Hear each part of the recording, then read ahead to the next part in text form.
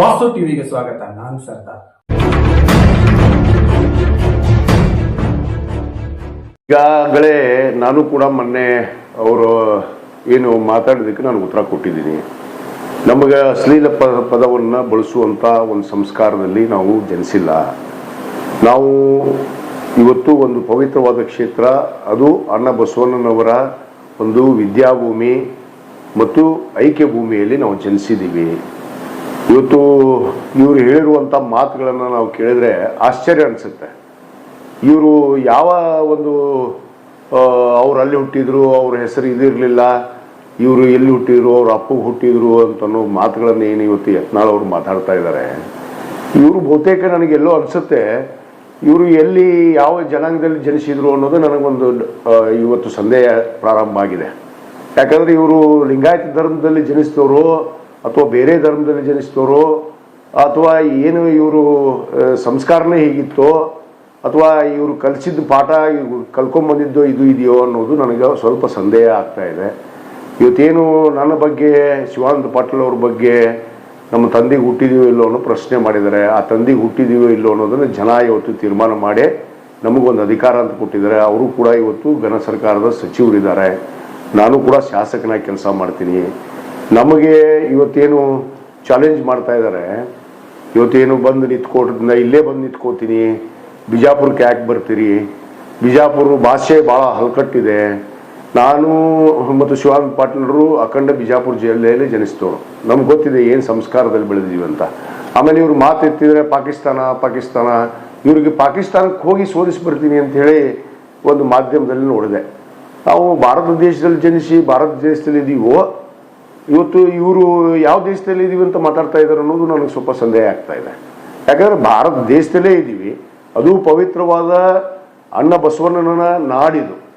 ಯಾಕಂದರೆ ಉತ್ತರ ಕರ್ನಾಟಕ ಅಂದರೆ ಅಣ್ಣ ಬಸವಣ್ಣನವರ ಒಂದು ಸಂಸ್ಕಾರ.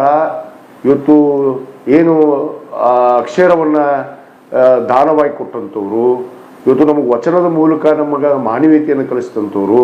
ಇವತ್ತು ನಮ್ಮ ಬಸವನ ಬಾಗೇವಾಡಿ ಆಗಿರ್ಬೋದು, ಕೂಡಲ ಸಂಗಮ ಕ್ಷೇತ್ರ.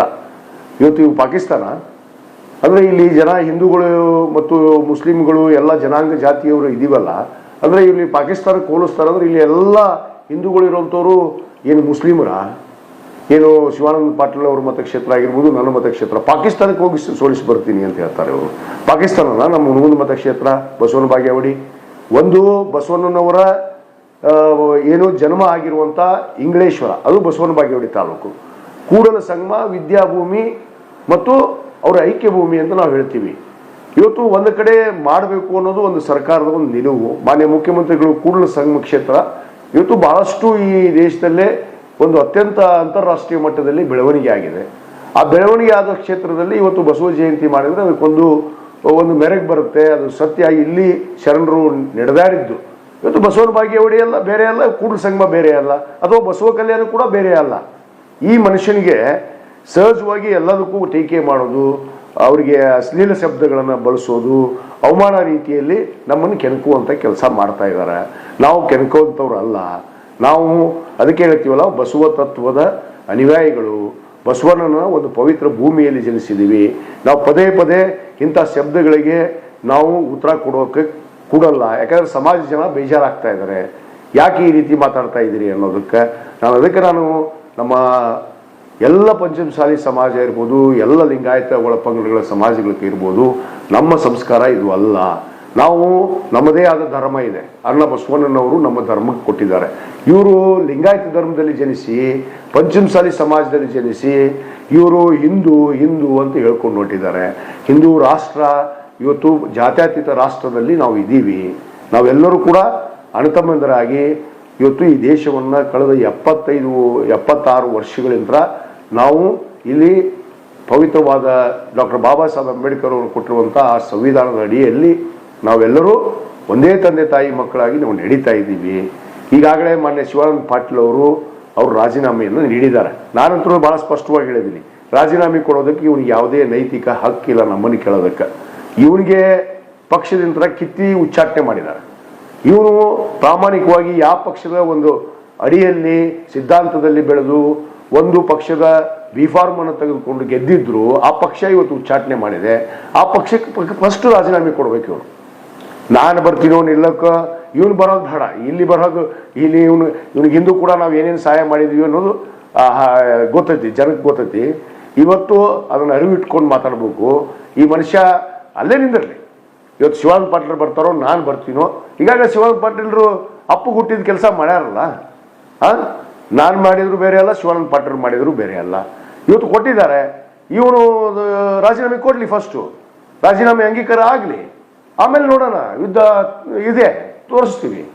ಪಾಕಿಸ್ತಾನಕ್ಕೆ ಹೋಗಿ ಸೋಲಿಸಿ ಬರ್ತೀನಿ ಅಂತ ಹೇಳ್ತಾರಲ್ಲ ಇವರು. ಪಾಕಿಸ್ತಾನದಲ್ಲಿ ಇದೀವ ನಾವು? ಅಂದ್ರೆ ಹುಣಗುಂದ ಮತಕ್ಷೇತ್ರ ಬಸವನ ಬಾಗೇವಾಡಿ ಪಾಕಿಸ್ತಾನ? ಅಲ್ಲಿ ಇಲ್ಲಿ ಇರುವಂಥ ಎಲ್ಲ ಹಿಂದೂಗಳು ಮುಸ್ಲಿಮರ? ಅಂದ್ರೆ ಅವಮಾನ ಮಾಡಲಿಲ್ಲ ಈ ಜನಾಂಗಕ್ಕೆ? ಇವತ್ತು ಲಿಂಗಾಯತ ಧರ್ಮಕ್ಕೆ ಅವಮಾನ ಮಾಡಲಿಲ್ಲ? ಈ ರೀತಿ ಮಾತಾಡೋದ್ರಿಂದ ಇವ್ರೇನು ನಮಗೆ ಭಾಳ ಅಶ್ಲೀಲ ಶಬ್ದಗಳು ಬರ್ತಾವಂತೆ. ನನಗನ್ಸುತ್ತೆ ಇವರು ಲಿಂಗಾಯತ ಧರ್ಮದಲ್ಲೇ ಜನಿಸಿದಾರೆ ಇಲ್ಲೋದು ನನಗೆ ಇವತ್ತು ಸಂದೇಹ ಬರ್ತಾ ಇದೆ. ಯಾಕಂದ್ರೆ ಇವರು ಈ ಲಿಂಗಾಯತ ಧರ್ಮದಲ್ಲಿ ನಾವೆಲ್ಲ ಜನಿಸಿದೀವಿ. ಒಂದು ಸಂಸ್ಕಾರ ಇದೆ ನಮಗೆ. ಒಂದು ಪವಿತ್ರವಾದ ಅನ್ನ ಬಸವಣ್ಣನವರು ನಮಗೊಂದು ಸಂಸ್ಕಾರ, ಒಂದು ನುಡಿ ನಡೆ. ಇವತ್ತು ಏನು ತ್ಯಾಗ ಬಲಿದಾನದಿಂದ ಇವತ್ತು ಪಾಪ 12ನೇ ಶತಮಾನದಲ್ಲಿ ಹೋರಾಟ ಮಾಡಿ ಎಲ್ಲರನ್ನೂ ಒಂದೇ ವಾಹಿನಿಗೆ ತಂದು ಇವತ್ತು ಈ ರಾಜ್ಯದಲ್ಲಿ ವಿಶೇಷವಾದ ಒಂದು ಎಲ್ಲರಿಗೂ ಕೂಡ ಒಂದು ಸಂಸ್ಕಾರವನ್ನು ಕೊಟ್ಟಿದ್ದಾರೆ. ಅದನ್ನು ನಮಗೆ ಕಾಪಾಡ್ಕೊಂಡು ಹೋಗ್ತೀವಿ ನಾವು. ಪದೇ ಪದೇ ಇವರು ಚಿಲ್ಲರ್ ಮಾತಿಗೆ, ಚಿಲ್ಲರ್ ಭಾಷೆಗೆ, ಚಿಲ್ಲರ್ ಶಬ್ದಗಳಿಗೆ ಉತ್ತರ ಕೊಡೋದಕ್ಕೆ ಹೋಗೋದಿಲ್ಲ. ನಾವು ಇನ್ನು ಮುಂದೆ ನಾವು ಏನಿದೆ ಸಮಯಕ್ಕೆ ಕಾಯ್ತೀವಿ. ಆ ಸಮಯಕ್ಕೆ ತಕ್ಕ ಪಾಠ ಕಲಿಸ್ತೀವಿ. ಅದನ್ನು ಕಾಯ್ದು ಈ ರಾಜ್ಯದ ಜನತೆ ನೋಡ್ರಿ ಅಂತೇಳಿ ನಾನು ಎಲ್ಲರಲ್ಲಿ ವಿನಂತಿ ಮಾಡ್ಕೋತೀನಿ. ಶರಣಾರ್ಥಿಗಳು. ಸರ್, ಹುಣಗುಂದ ಮತಕ್ಷೇತ್ರಕ್ಕೆ ಬಂದು ತಮ್ಮ ವಿರೋಧಿಯಾದ ನವಲಿ ಹಿರೇಮಠರ ಮನೆಗೆ ಹೋಗಿ ಯತ್ನಾಳ್ ಮಾತುಕತೆ ನಡೆಸಿದ್ರು. ಇದಕ್ಕೆ ತಾವೇನು ಹೇಳ್ತೀರಾ?